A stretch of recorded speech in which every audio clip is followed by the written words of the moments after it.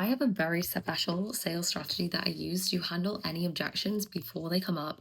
I use this to sell 5K packages, sell 30K packages, even in the DMs without a sales call, without, handling all of the objections, quote unquote, live on the call, but simply by understanding human psychology. And I'm going to give it to you because I really want you to be able to help more people and make more sales. Okay.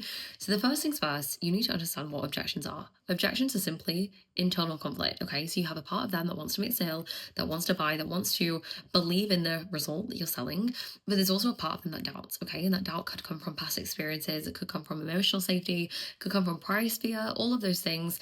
We know that there are unintegrated parts. And so our role when it comes to the sales is not to go, here's why you actually do have time, or, if you're thinking about, I can't afford it, you can't afford not to, yada, yada, yada, right? That's a shit sales strategy. That's such painful pain point objection handling, and it's awful because it speaks to the logical conscious mind, not to the actual unconscious beliefs that are hiding underneath the fear itself. Okay, objections are simply unintegrated fears. And so what you instead want to do, instead of going, here's what you can't afford it, yada yada, it's all bullshit. Okay, you instead need to dissolve those fears inside of people. Now, how do we dissolve fears around, let's say, money, right? How do we dissolve the money objection?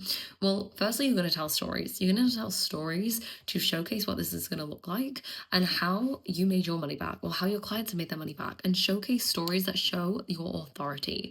The second thing that you're going to do is to actually create emotional safety around the fear, right? It's okay for you to feel afraid. Say things like this. It's okay for you to feel afraid. I know this is a big investment.